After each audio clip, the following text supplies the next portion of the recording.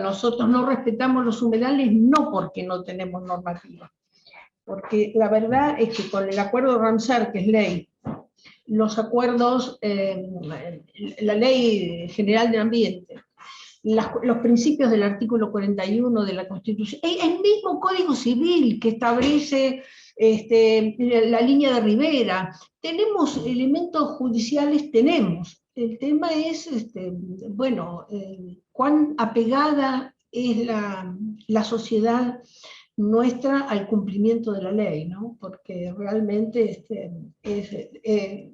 ahí estamos enormemente flojos. De todas maneras, todos queremos una ley específica para la protección de humedales, ¿no?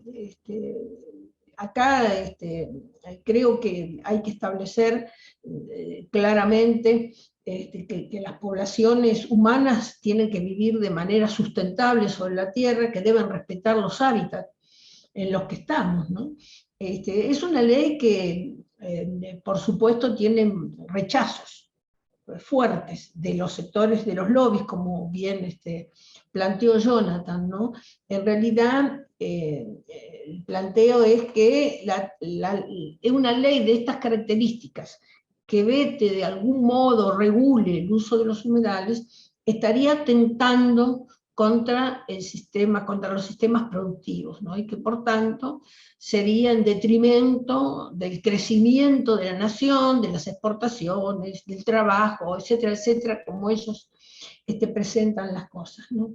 Y que, por supuesto, esta es una ley que en realidad lo que va a vetar, y lo veta en el texto de la ley, es no la producción, sino la producción contaminante. Está claro que ninguna ley puede permitir el exterminio de los ecosistemas, todas las barbaridades que le hacen, ¿no?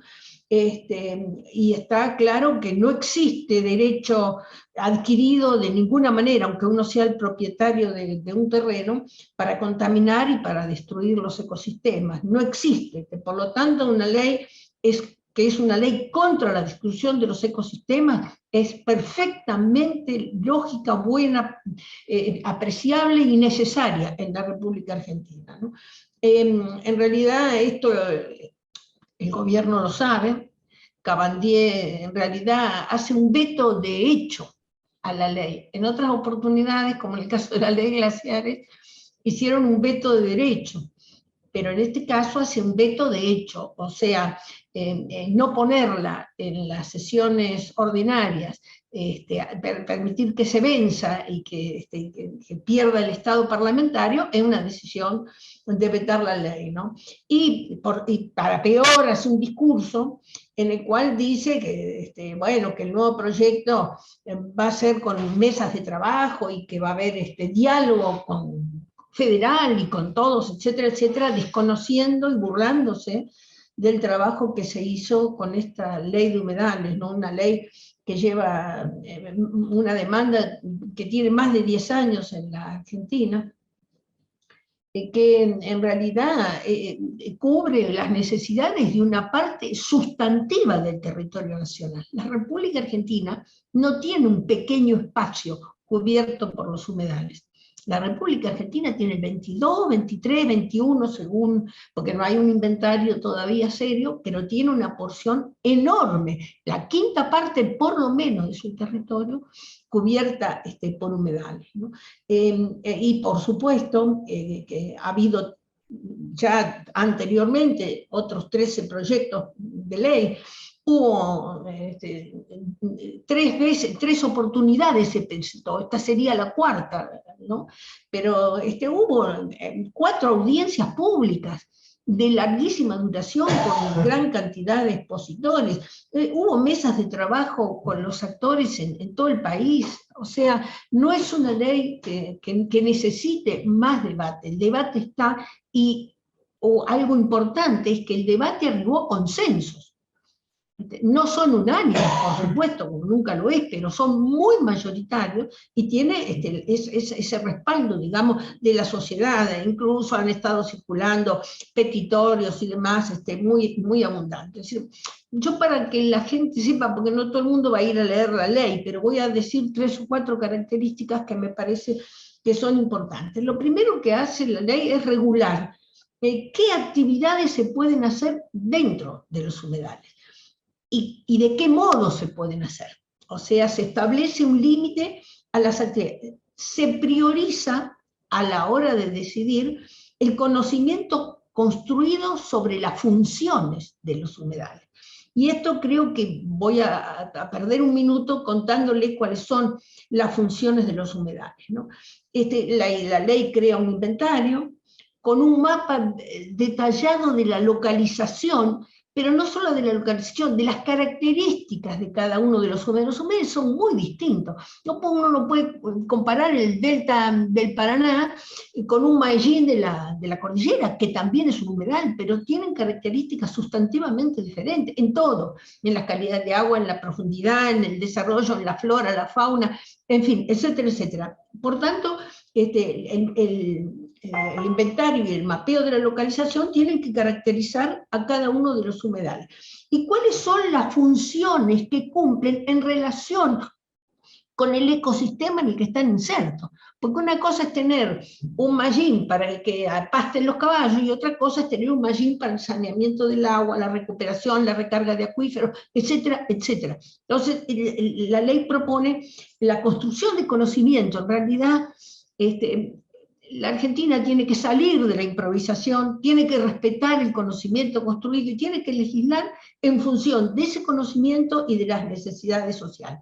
Y por supuesto la ley incluye como una preocupación, que ya lo planteó Jonathan recién, la problemática del cambio climático y la necesidad de la preservación de la biodiversidad. Hay un 40% de la biodiversidad del país que está contenida en los humedales, o sea que no estamos hablando de una pequeña cantidad, ¿no? Penaliza los incendios en los humedales, que son en un 90% intencionales y que tienen como finalidad acelerar, evitarse el trabajo para reponer las pasturas, y no importan los resultados. Los cursos de agua y demás quedan completamente contaminados de ceniza, el aire, el agua, absolutamente todo. Bueno, la ley prohíbe los incendios intencionales, los pena a los incendios intencionales, pero también prohíbe el uso de sustancias químicas. Esto está dirigido a los agrotóxicos y a la forma de producción de agrotóxicos, y las fumigaciones, por supuesto, están incluidas, ¿no? Es un proyecto que tiene un gran consenso y que el consenso que tiene se advirtió inmediatamente después de este veto fáctico, digamos, cómo inmediatamente la sociedad reacciona, el diputado Grosso convoca, y van y presentan nuevamente, hace 48 horas, representan el proyecto, ¿no? Creo que la República Argentina, para hacer una síntesis, ¿no?, de las funciones de los humedales, que no son para la República Argentina, sino en el mundo, ¿no? Los humedales es uno de los ecosistemas que tienen mayores funciones, mayor cantidad de funciones, ¿no? Primero, aprovisionan de agua dulce y de buena calidad a la comunidad y a todo el resto del ecosistema. El bosque que está al lado del humedal se nutre de la humedad, del humedal y del agua del humedal. Producen algo importantísimo para la República Argentina. La República Argentina vive inundando el país de agrotóxicos, y los humedales en realidad son los que mejor retienen los contaminantes que se producen, filtran el agua. Cuando el agua llega al mar, ha sido filtrada por los humedales que han retenido el agrotóxico, que de lo contrario genera, que ya se está empezando a generar en Ramallo y en otros lugares, un proceso muy fuerte de contaminación y que se llama eutrofización del agua, por el cual las nutrientes que se utilizan para la producción en el campo del río hacia la desembocadura, generan un enorme crecimiento de las algas.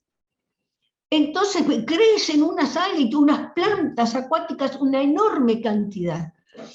Y eso lo que produce es que pone en sombra la parte de abajo de esa vegetación. Es decir, en el mar, abajo de esa vegetación, queda sin agua, sin sol, sin la posibilidad de que pase la luz, y no se produce la fotosíntesis, y toda la vegetación del fondo, incluidos los animales que dependen de esa vegetación, los arrecifes de coral y demás, muere todo.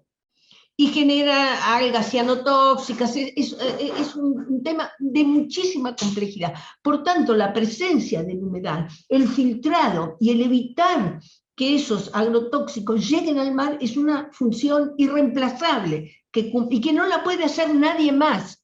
Porque no es que yo me pongo con un filtro o que los agroganaderos se ponen con un filtro y sacan, no.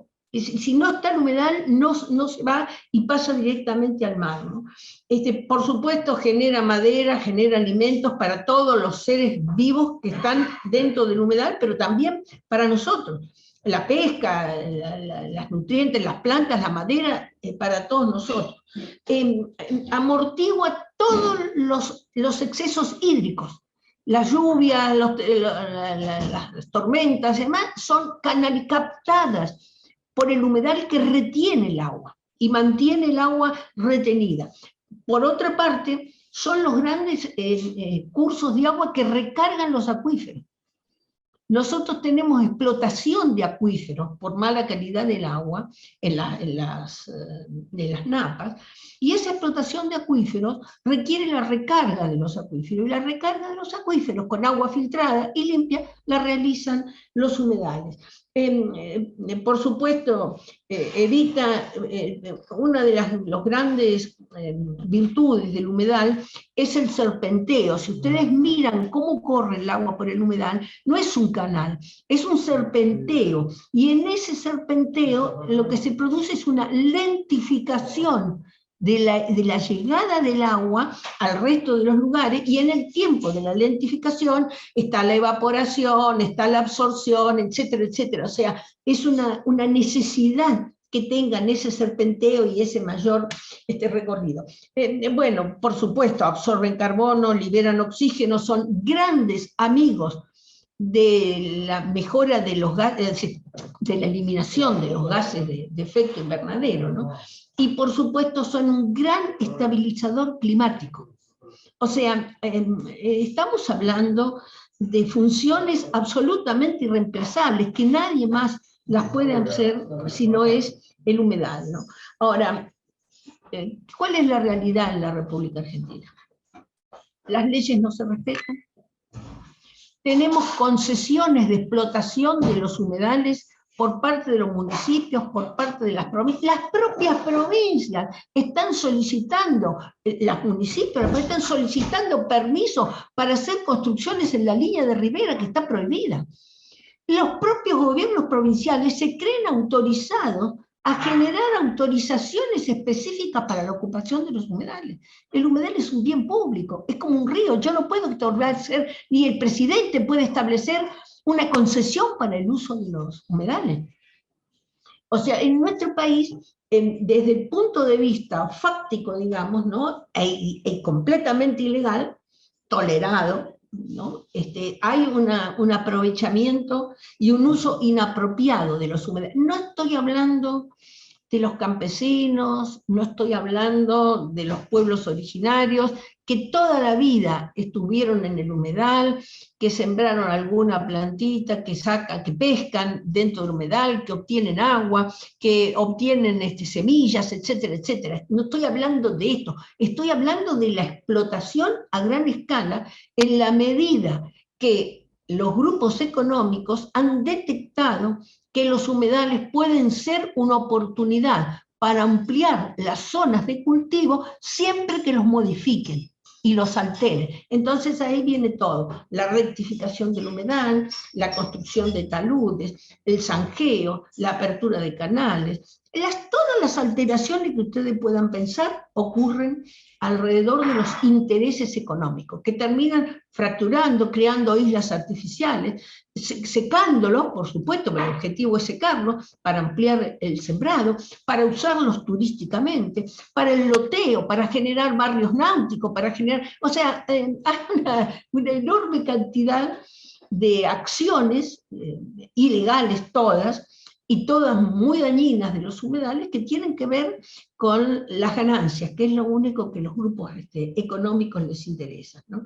Y esos territorios que durante décadas han sido considerados marginales, en los últimos 20 años, con las modificaciones en el sistema productivo y la creciente necesidad o voluntad de exportar, se han puesto el ojo sobre los humedales. Ahí lo tenemos a Soros, ahí lo tenemos a Grupo Copatel, ahí lo tenemos a los grupos económicos, a todos, a Benetton, a todos, tratando de avanzar sobre los humedales, ¿no? Y sin, por supuesto, considerar en absoluto cuáles son el valor inmenso que esos humedales tienen para las vidas del resto de los seres vivos, pero también para la vida de las comunidades campesinas e indígenas que, por supuesto, son expulsadas, desplazadas, porque ahora los humedales se han convertido en zonas de sacrificio. Entonces, como son zonas de sacrificio y hay que modificarlos y hay que alterarlos, la gente que está ahí se tiene que ir. Esta es digamos, la estrategia, ¿no? Históricamente los humedales estuvieron absolutamente vinculados a la reproducción socioeconómica de las poblaciones cercanas, las que ahí están viviendo, y que es lo que hoy se pretende desconocer. Y como no hay propiedad sobre los humedales, los pueden expulsar, los pueden sacar, aparecen hasta aparecen con títulos que no tienen ninguna legitimidad con seguridad, pero aparecen con títulos, con autorizaciones y con ordenanzas que les permiten explotar, ¿no? Por supuesto, bueno, esto tiene que ver con el lobby, que no se termina. Ahora, todo esto, el rechazo a la ley, el veto fáctico, las discusiones por fuera de la ley, de los consensos, se han visto muy golpeados en los últimos días con el tema de los incendios. Fíjense que el 40% de los esteros de Liberá, que son el humedal más grande que tiene la Argentina, es el 11º humedal del mundo. Es un humedal de una enorme riqueza que cumple una grandiosa cantidad de funciones, que está ahora en un 40% incendiado. Ahora, esto que quede claro, es absolutamente intencional, porque el humedal, la característica del humedal es el agua. ¿Cómo se puede incendiar en el agua? Los incendios tienen que ver con los procesos de alteración, de modificación y, por supuesto, después de quema, ¿no? Yo digo, estos son verdaderos ecocidios y hay que llamarlos por lo que son. Son ecocidios, ¿no? Sin ninguna duda, ¿no? Creo que esta idea de prohibir totalmente las quemas, ¿no? Ya estaban prohibidas las quemas por las altas temperaturas y por la sequía que ya hace 2 años y medio que nos está azotando. Y sin embargo, con las prohibiciones y con todo, se sigue quemando. Lo de Corrientes es extraordinario, porque después de 2 meses de quemas y de avance del fuego, ahí recién el gobernador decidió llamar a los aviones hidrantes. También hubo negligencia de Cabandier, porque cuando uno tiene que defender el funcionamiento de un ecosistema, no necesita que el gobernador lo llame y le dé autorización, tiene que poner los aviones y comenzar a operar como tiene que operar, no solo con los aviones, porque la mayoría de los ecólogos, biólogos, geólogos, con lo que he consultado, dicen que cuando el fuego se ha desatado más de una semana, los aviones no le hacen absolutamente nada. Hay que construir contrafuego, hay que voltear hileras de árboles, hay que poner en el territorio bomberos y gente que elimine los pastizales, apague el pastizal, que es el que difunde rápidamente el fuego. Yo no soy un experto en fuego, digo lo que me han dicho las personas que he consultado, ¿no? Yo digo, en esto de las regulaciones, y más allá de las discrepancias, incluso de las diferencias que puede haber dentro de la academia, uno tiene que entender que a mí me parece es una cuestión cultural. acá en la protección o no de un humedal, en el cuidado o no de un ecosistema, hay cosmovisiones que tienen que ver con la relación de los pueblos con la naturaleza, y como decía Jonathan, ¿cuál es el derecho de los hombres a intervenir en la naturaleza?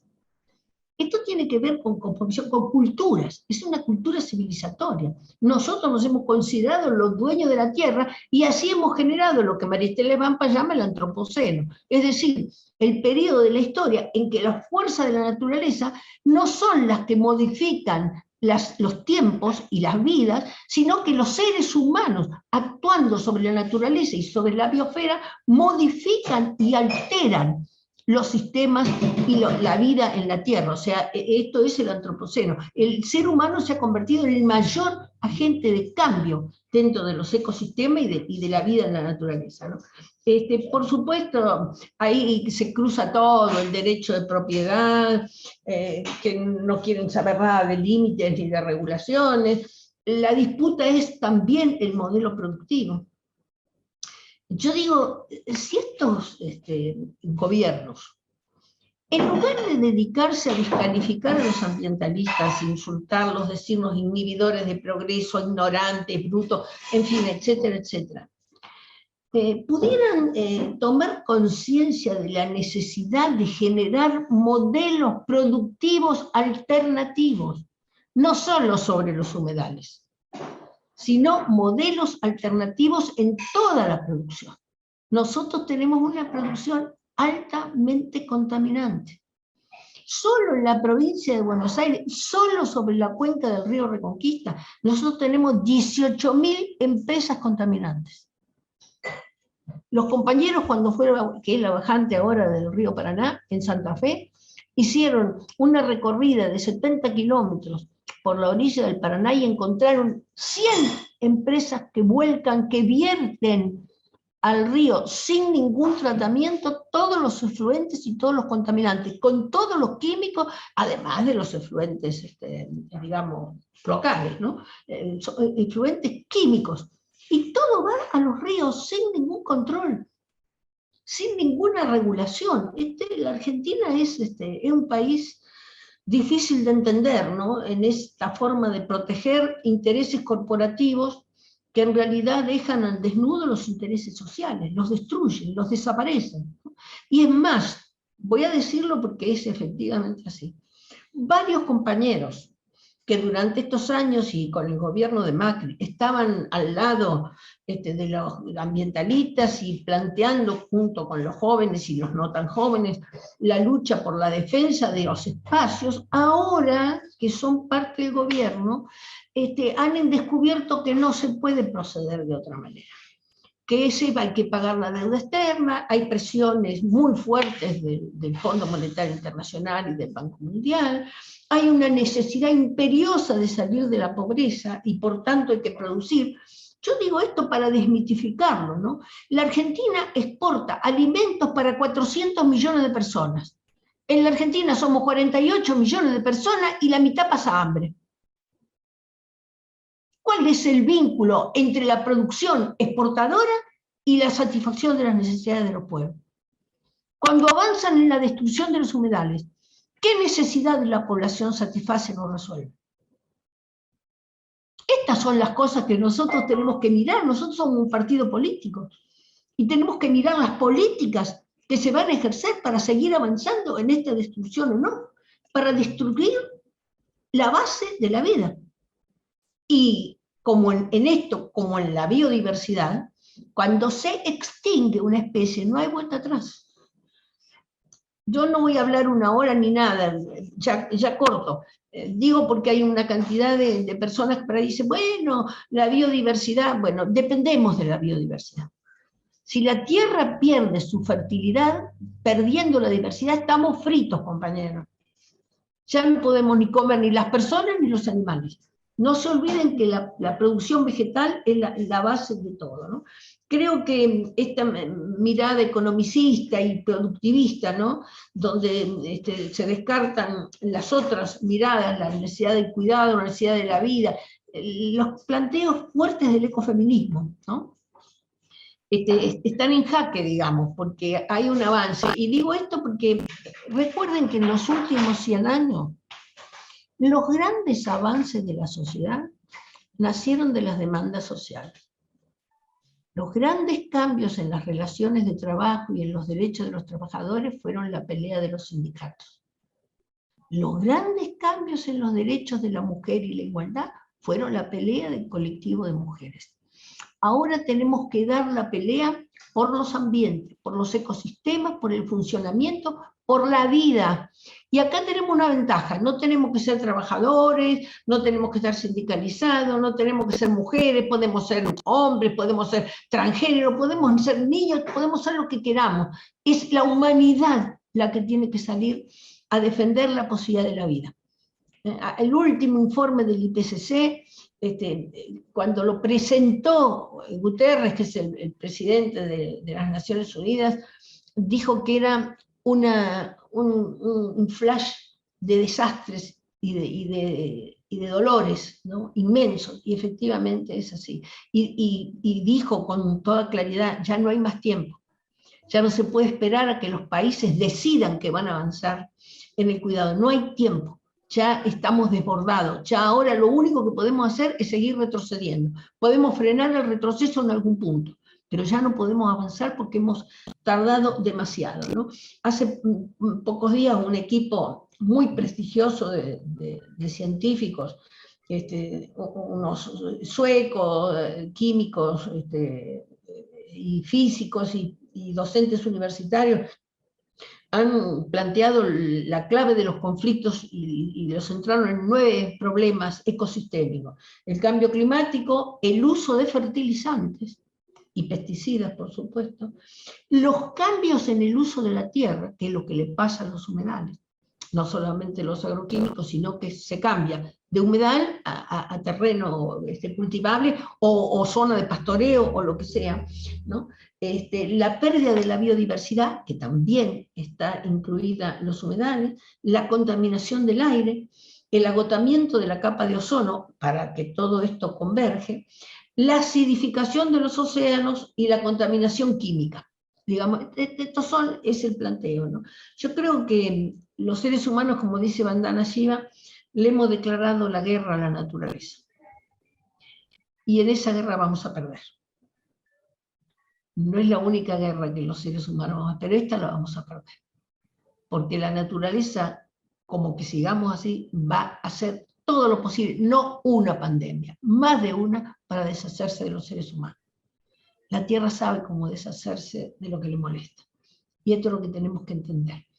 Para convivir en la Tierra tenemos que aprender a respetar sus leyes, ¿no? Y esto me parece que nosotros tenemos activismo, están los compañeros de Chubut, los de Esquel, los de Famatina, los de Andalgalá, los de Mendoza, el Atlanticazo en los últimos días, ¿no? Y tantas otras que están diciendo, Marta, no somos tontos, no nos van a pasar por encima. Así que la sustentabilidad de la vida depende de la sustentabilidad de los ecosistemas. No hay salud en ecosistemas sanos. Por lo tanto, a defender los ecosistemas en su plenitud. Gracias.